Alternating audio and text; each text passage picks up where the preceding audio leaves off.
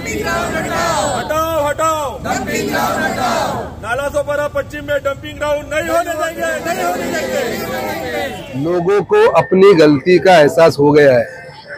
जिन लोगों ने इन आमदारों को चुन के दिया उनको बेघर करने का काम ये दोनों आमदार ने किया है।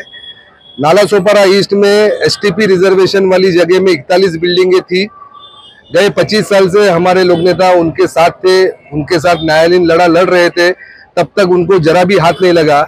ये इलेक्शन में वो लोगों को गुमराह बना के सिर्फ वोटों का समीकरण के लोगों को बोलते हैं कि हम यहाँ पे होने नहीं देंगे, यहाँ पे लोगों को बोलते हैं कि हम यहाँ पे होने, दोनों लोगों को गुमराह करने का काम इन दोनों आमदारों ने किया है।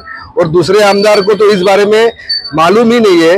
28 तारीख को आमदार साहब ने आज फेसबुक पे पोस्ट किया है कि 28 तारीख को उन्होंने लेटर दिया है, जबकि अधिसूचना निकाली है 23 या 25 जनवरी को निकली है। तो 23 जनवरी को जब अधिसूचना निकली थी तो हमारे आमदार साहब शरीर में जाने वाला है, अस्थमा दमा जैसी तकलीफें हमको होने वाली है। बारिश में तो पूछो ही मत, वो कचरे की दुर्गंधी वाला पानी ये सब यहाँ पे जमा होने वाला है। अपने शहर का पानी बाहर निकलने के लिए क्या प्रयास करना चाहिए वो छोड़ दिया और नया डंपिंग ग्राउंड अपने इधर सर पे लाके रख दिया। तो इसका विरोध करने के लिए हम लोग यहाँ पे जमा है। आप सभी को नालासोपारा की गलियों में यदि कोई विषय चर्चा का विषय बना हुआ है तो वह है डंपिंग ग्राउंड का विषय, जिसे नालासोपारा पूर्व के एसटीपी प्लान से हटाकर गास गांव के हरियाली को उजाड़कर वहां स्थानांतर कर दिया जाएगा। लागू हुए इस फरमान के बाद तमाम लोगों में इसका विरोध है। नालासोपारा पश्चिम से लेकर गास गांव, कलम तथा निर्मल तक के सभी रहवासियों का यही कहना है कि जारी किया गया यह फरमान जनता के हित में नहीं है, इसीलिए सभी इसका कड़ाई से विरोध प्रदर्शन कर रहे हैं। तस्वीरें नालासोपारा पश्चिम की है, जहां पर पूर्व सभापति अतुल सालुंखे, संजीव कदम तथा उस इलाके के अन्य सभी रहवासी गली गली में इस बात की जागरूकता फैला रहे हैं।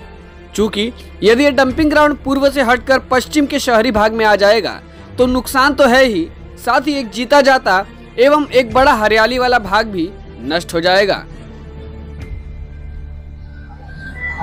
आप सभी ने देखा रहेगा कि सर्वे नंबर 411 और 411 ब में एसटीपी और डंपिंग ग्राउंड का रिजर्वेशन अपने महापालिका ने डालने का काम, अपने जो महापालिका के आयुक्त अनिल कुमार साहब, इन्होंने ये नया षड्यंत्र रचा है और अपने जो शहर के ये जो हमारे यहाँ के लोग हैं इनके स्वास्थ्य से खेलने का काम महापालिका ने किया है, आयुक्त साहब ने किया है।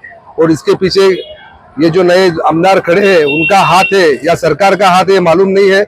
उनका उसमें क्या ध्येय है या उसका उसमें क्या स्वार्थ है, वो स्वार्थ के लिए उन्होंने ये काम यहाँ पे करने का शुरू किया। और जिसको हम लोग विरोध करने के लिए यहाँ पे खड़े हैं कि शहर के बीचों बीच हम लोग डंपिंग ग्राउंड नहीं होने देंगे।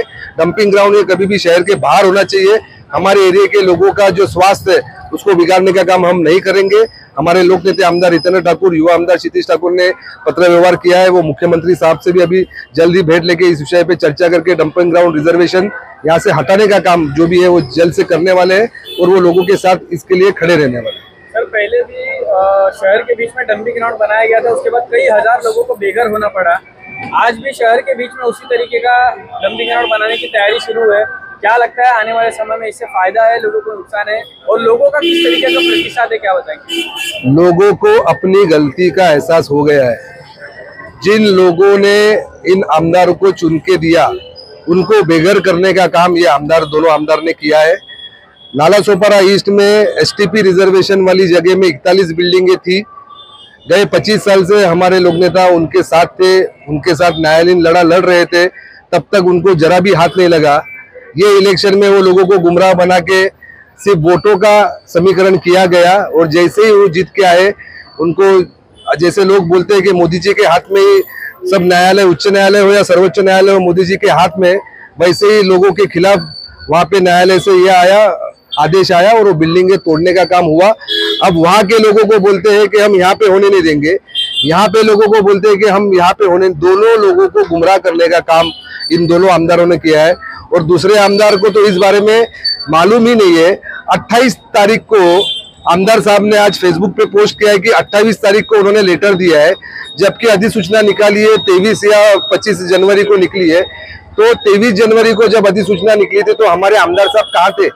तो लोगों को गुमराह करना क्यों 23 तारीख को जब निकली तभी आमदार साहब ने उसको कड़ा विरोध नहीं किया। 3 दिन पहले लेटर देके लोगों के मुंह को पानी क्या बोलते हैं लोगों के मुंह पे उनको गिराने का काम ये आमदार साहब ने किया है।